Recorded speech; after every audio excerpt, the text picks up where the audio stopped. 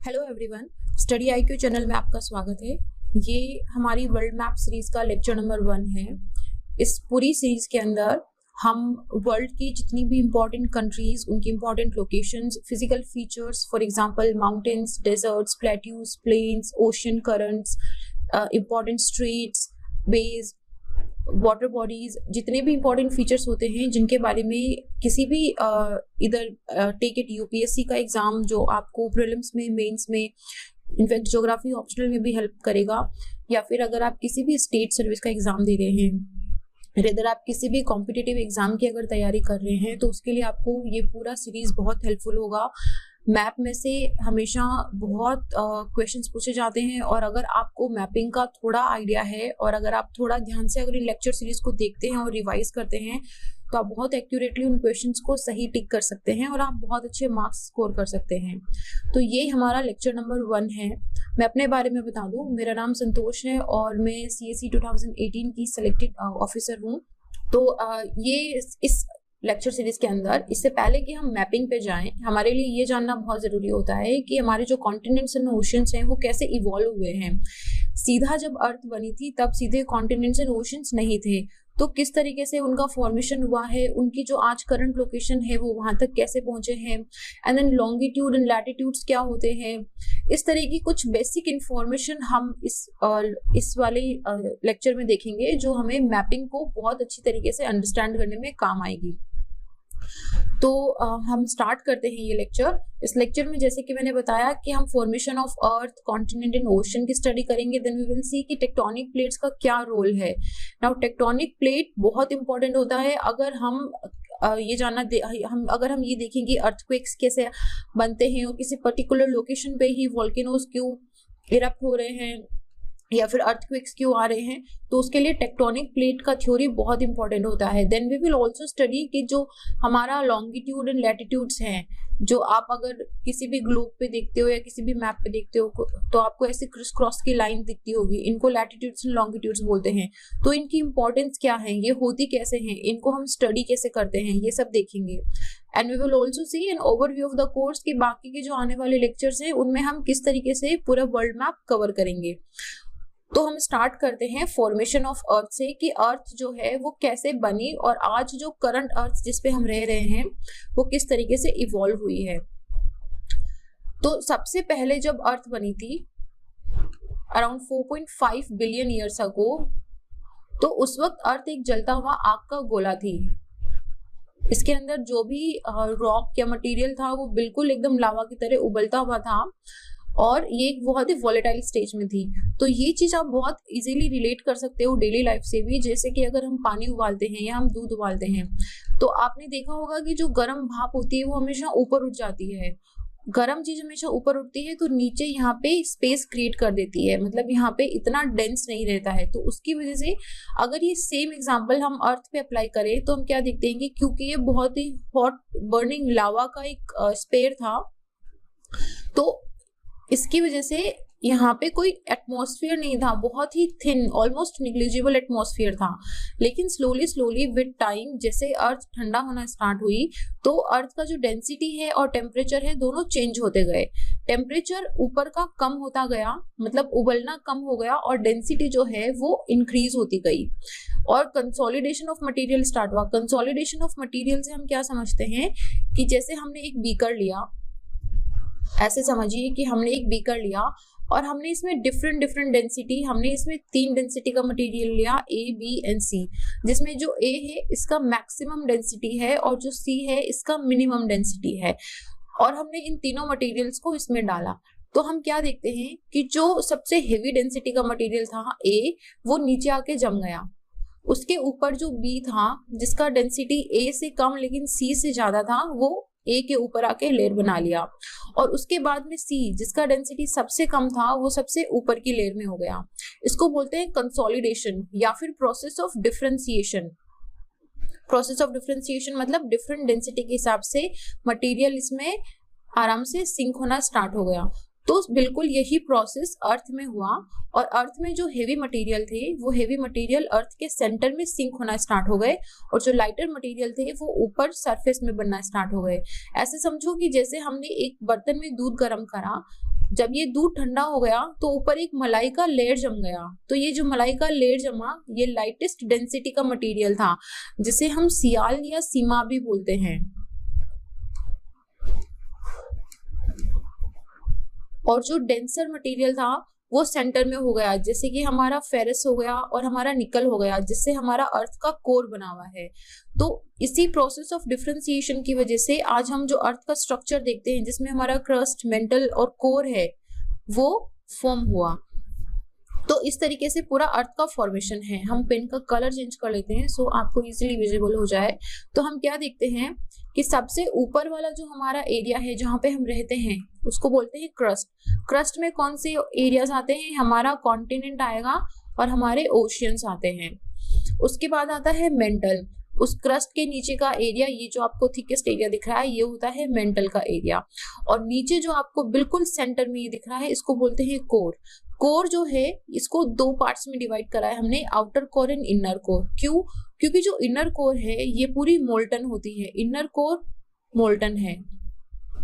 अच्छा, एक बात मैं आपको स्टार्टिंग में बताना भूल गई। आप प्लीज जब ये लेक्चर या जब आप पूरा वीडियो सीरीज सुने तो प्लीज अपनी नोटबुक अपने साथ में लेके बैठना, ताकि जो भी इंपॉर्टेंट फैक्चुअल डिटेल्स मैं आपको बताऊं आप अपनी कॉपी में नोट करते जाइए, आपको रिविजन में बहुत हेल्प करेगा। तो आई होप अभी भी आप अपनी नोटबुक लेके बैठे होंगे, तो उसमें आप नोट कर लीजिए कि जो हमारा इनर कोर होता है ये मोल्टन लावा होता है, मोल्टन होती है पूरी की पूरी।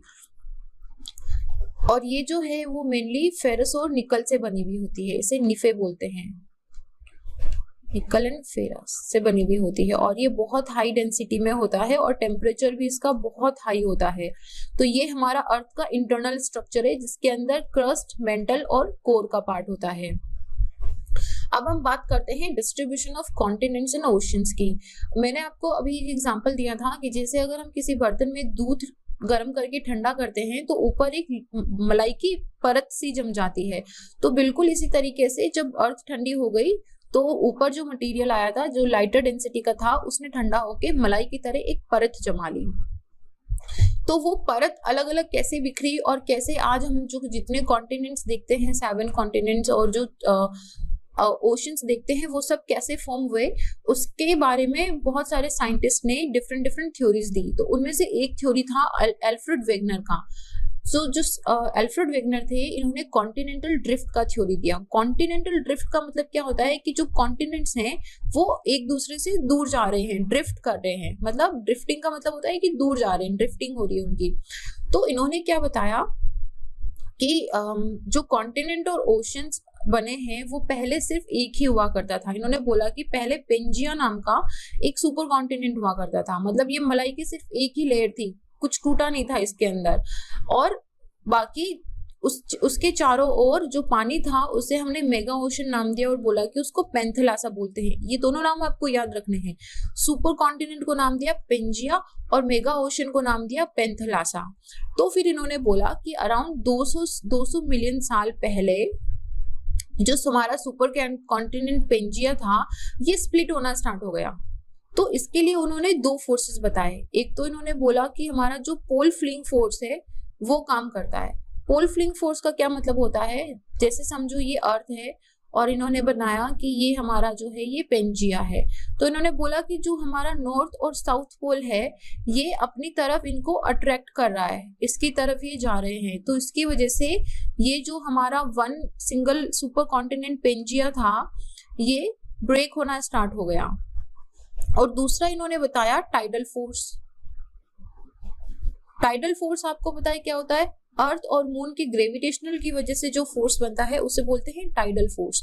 तो टाइडल फोर्स इन्होंने दूसरा बताया कि टाइडल फोर्स की वजह से ये जो कॉन्टिनेंट्स हैं ये अपने जो है ईस्ट और वेस्ट डायरेक्शन के अंदर मूव कर रहे हैं। तो इन्होंने 2 फोर्स बताए थे।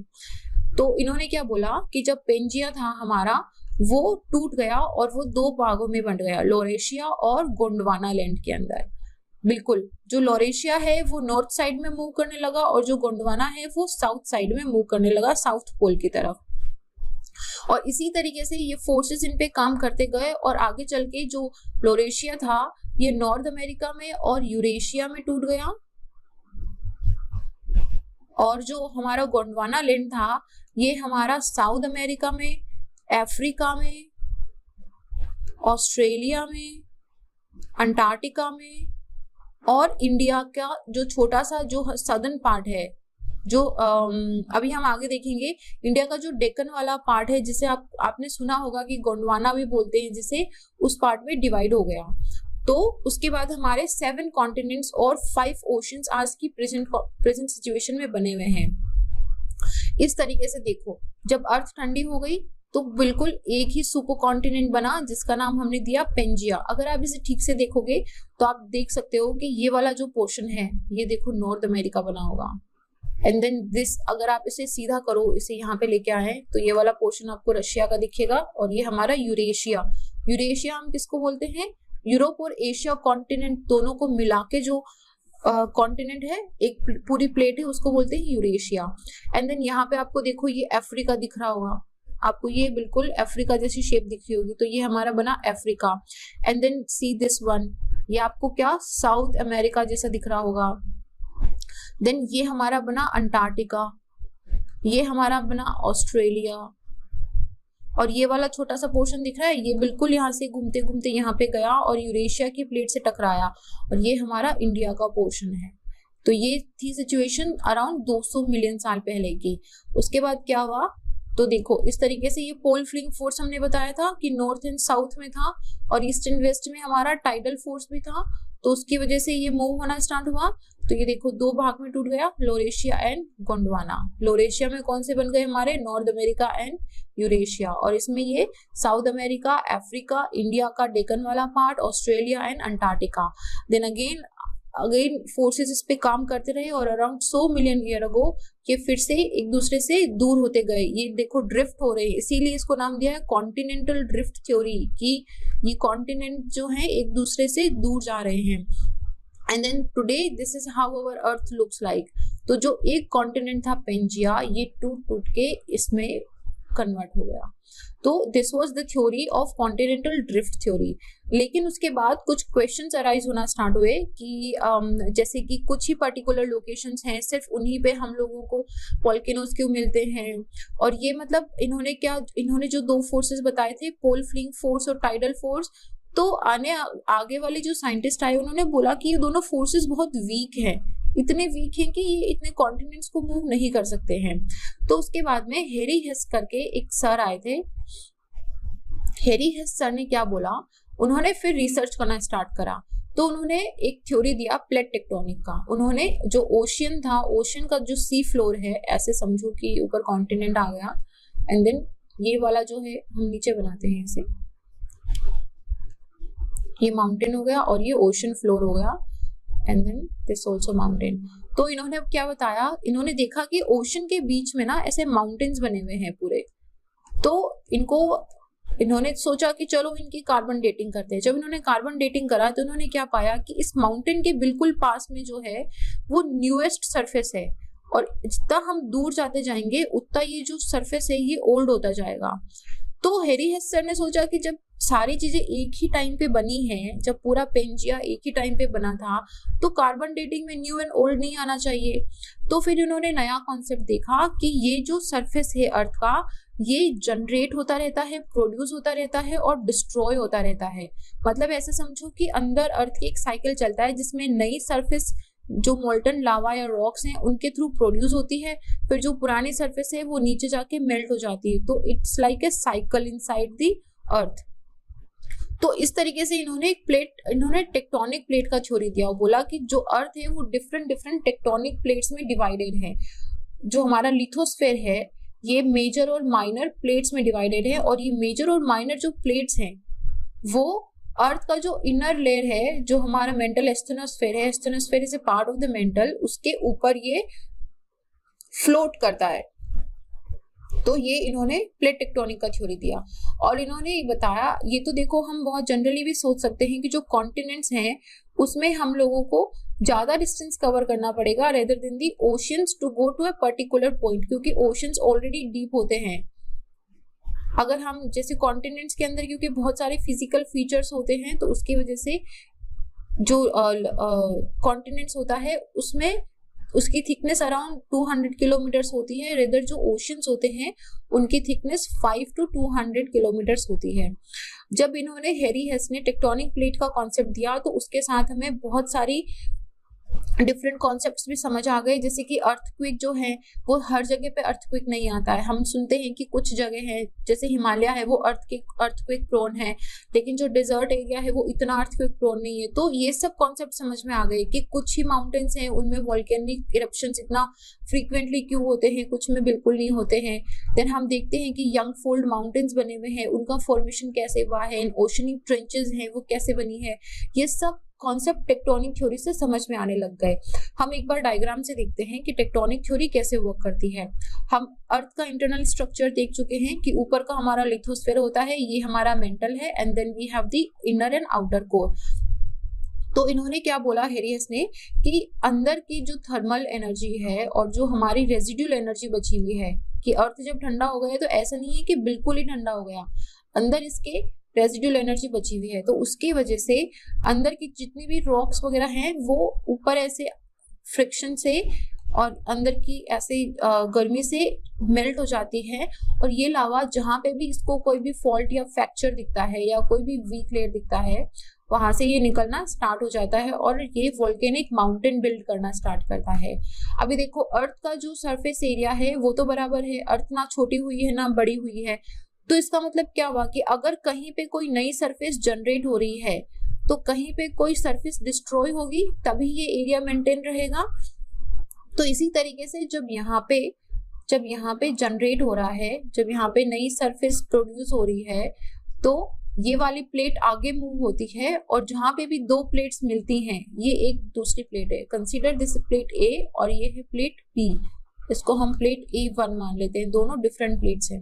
तो उसकी वजह से जब प्लेट बी और ए टकराती है तो जो हेवियर डेंसिटी की होती है वो नीचे सबडक्शन में चली जाती है, मतलब अर्थ के नीचे चली जाती है, क्योंकि हम देखते हैं, हमें पता है कि ओशनिक प्लेट है, इसका डेंसिटी हेवी होता है, तो ये नीचे सबडक्शन में चली जाती है और ये वापस यहाँ पे रिसाइकल होके ऊपर आते हैं। और ये जो पूरा साइकिल बनता है इसको बोलते हैं कन्वेक्शन सेल। ठीक है, ऊपर जाता है तो ये हॉट होता है और ये नीचे आके फिर कोल्ड हो जाता है। और इसी प्रोसेस में क्या होता है कि जब ये जो प्लेट है ये सबडक्शन में नीचे जाती है तो ये यहाँ से इसको जहाँ पे भी फॉल्ट या फ्रैक्चर या वीक सरफेस एरिया दिखता है वहां से इसका जो मोल्टन लावा होता है वो एज ए वॉल्केनो इरप्ट होता है। तो यहाँ पे हमें वॉल्केनोज के जो फोल्ड माउंटेन्स होते हैं, जैसे कि हमारा रॉकीज है नॉर्थ अमेरिका, हमारा एंडीज हो गया साउथ अमेरिका का, ये सब के सब फोल्ड माउंटेन के, वोल्केनिक फोल्ड माउंटेन के एग्जांपल्स हैं। ये देखो फिर से यहाँ से ये जो मैग्मा है निकला, यहाँ पे ये ओशनिक रिज बन गई। अगर आपने सुना होगा तो अटलांटिक मिड ओशनिक रिज है एक, अगर आप किसी भी ग्लोब में देखोगे और अटलांटिक ओशन का अगर फ्लोर देखते हो तो आपको एक ऐसे बिल्कुल सांप की तरह बनी हुई एक रिज दिखाई देगी। तो इस तरह की रिज बन जाती है और ये ओशन का जो प्लेट है ये नीचे सबडक्शन में चला गया है। तो इस तरीके से काम करता है टेक्टोनिक प्लेट का थ्योरी। जब हम बात कर रहे हैं टेक्टोनिक प्लेट का तो हमें पता होना चाहिए कि जब दो तरह की प्लेट्स आपस में किस तरीके से मूव कर सकती है। तो पहला है डाइवर्जेंट। डाइवर्जेंट का मतलब क्या होता है, एक दूसरे से दूर जाना। जो प्लेट ए और बी है वो एक दूसरे से दूर जाती है। जब दूर जाएंगी तो मतलब क्या आएगी, नीचे से यहाँ पे कुछ स्पेस मिलेगा, इसको फॉल्टन फ्रैक्चर मिलेगा, तो अंदर वाला जो गर्म लावा है वो बाहर आके नई सरफेस जनरेट करेगा। तो it generates a new surface, production होता है इसमें। सेकंड होती है कन्वर्जेंट। कन्वर्जेंट का मतलब होता है कि एक दूसरे से टकराना। इसमें जो प्लेट ए और बी होती है वो एक दूसरे से टकराती हैं। टकराने की वजह से ये जो कॉलिजन है, कॉलिजन की वजह से जो हेवियर प्लेट होती है वो नीचे सबडक्शन में चले जाते हैं, उसको बोलते हैं सबडक्शन जोन। अभी ये जो कॉलिजन हो रहा है ये किन्हीं दो प्लेट्स के बीच में हो सकता है। ओशनिक प्लेट्स हो सकती हैं, दो कॉन्टिनेंटल हो सकती है, या फिर ओशनिक या कॉन्टिनेंटल हो सकती है। And the third type is transform boundary. Transform boundary में क्या होता है कि जो प्लेट ए और बी है ये एक दूसरे के स्लाइड पास्ट होती है, ना तो प्रोडक्शन हो रहा है इसमें, ना तो कोई नया क्रस्ट प्रोड्यूस हो रहा है, ना ही कोई क्रस्ट डिस्ट्रॉय हो रहा है।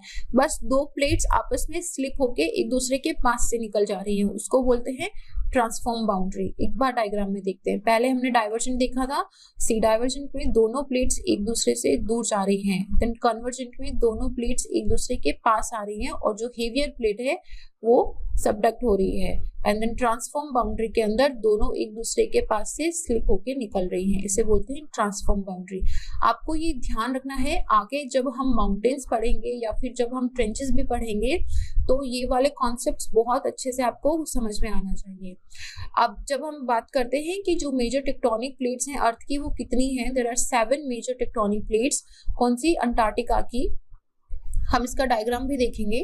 And then we have the North American, South American plate, and we have the Pacific plate, sorry. And India, Australia और न्यूजीलैंड का। देखो इंडिया का जो प्लेट है वो यूरेशिया के प्लेट के साथ नहीं है। इंडिया का जो प्लेट है वो ऑस्ट्रेलिया और न्यूजीलैंड के साथ है। And then we have the African plate. Diagram में आपको इजीली समझ में आ जाएगा। See this is the Eurasian plate और ये इंडिया का प्लेट है, दिस इज इंडिया। और इंडिया जो है वो इंडो ऑस्ट्रेलियन प्लेट के साथ आता है। हमने देखा था क्यों, क्योंकि ये जो है ये गोंडवाना लैंड का पार्ट था और यूरेशिया लोरेशिया का पार्ट था। उसके बाद में हम देखा कि नॉर्थ अमेरिका वाली प्लेट है, इसके अंदर अटलांटिक ओशन का भी छोटा सा पार्ट आता है। And then Eurasian plate Atlantic ocean तक फैली हुई है।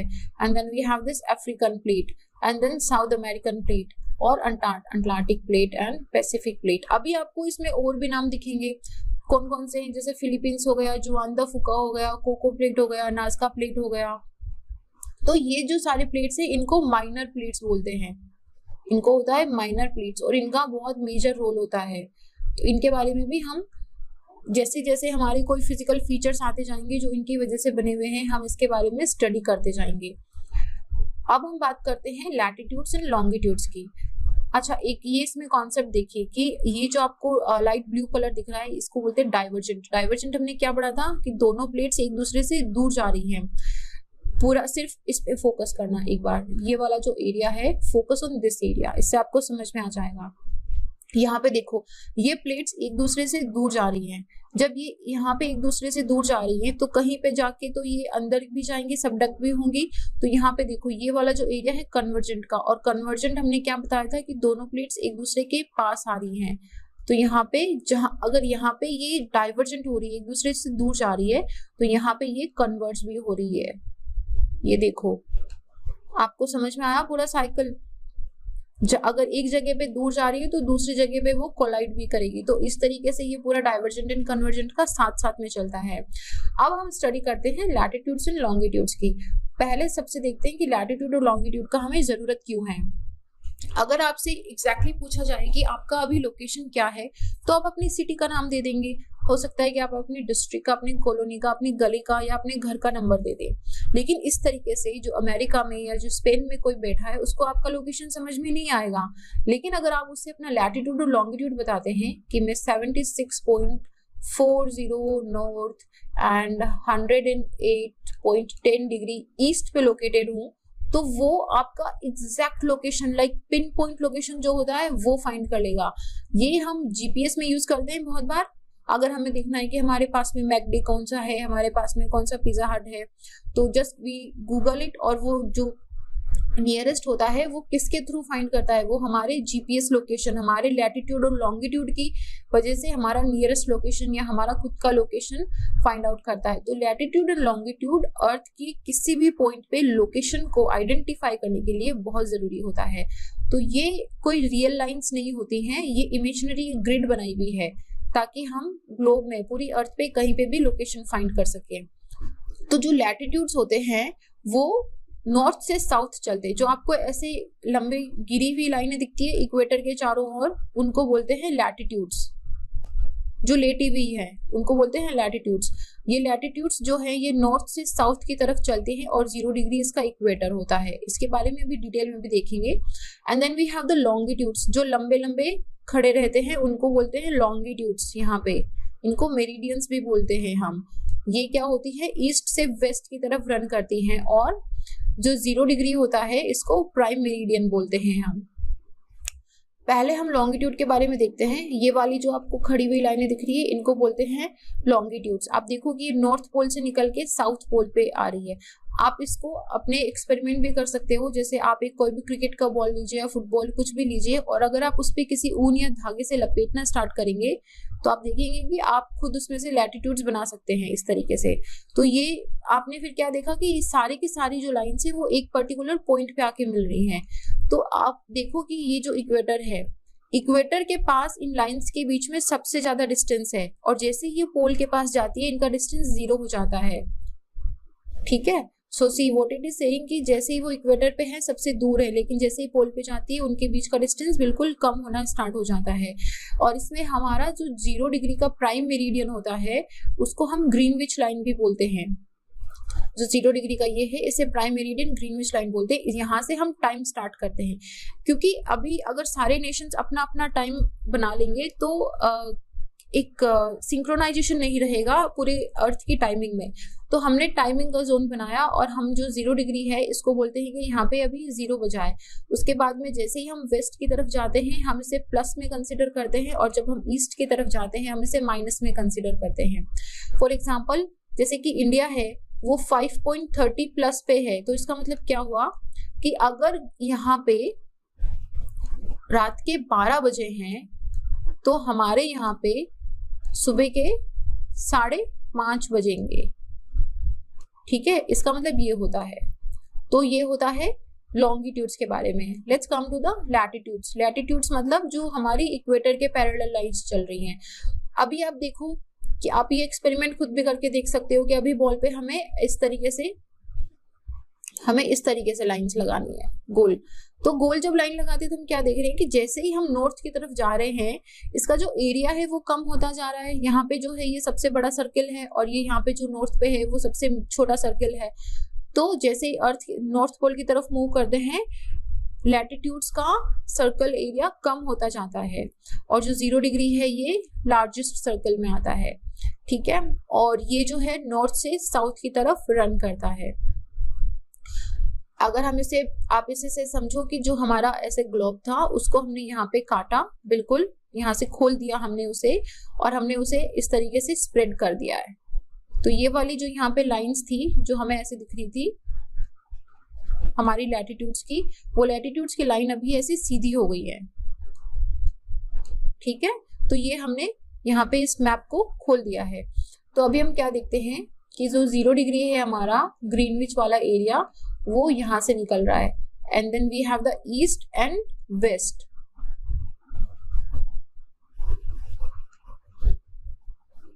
सॉरी, हम इसको 180 डिग्री से देखते हैं, then we see the west and the east area. तो और ये जो 180 डिग्री से निकलती है इसको हम इंटरनेशनल डेट लाइन बोलते हैं। यहाँ से डेट चेंज हो जाती है इसलिए इसको इंटरनेशनल, मतलब अगर जैसे आपने इसको क्रॉस करा तो इधर आप एक दिन गेन कर लोगे या फिर एक दिन लूज कर लोगे। अभी हमें जैसे किसी भी पॉइंट का लोकेशन फाइंड आउट करना है, जैसे आई से कि इस पॉइंट का लोकेशन बताइए मुझे, तो हम क्या करेंगे यहाँ पे देखेंगे कि अच्छा लैटिट्यूड कितना है 60 डिग्री नॉर्थ, और यहाँ पे लॉन्गिट्यूड कितना है 120 डिग्री ईस्ट। तो हम हमारा लोकेशन क्या बताएंगे 60 degree north and 120 degree east. इसी तरीके से आप किसी भी पॉइंट पे अपना लोकेशन फाइंड आउट कर सकते हैं। यहाँ पे अगर देखें हम जहाँ पे 0 डिग्री जहाँ पे प्राइम मेरिडियन और इक्वेटर मिलता है इसको बोलते हैं नल पॉइंट।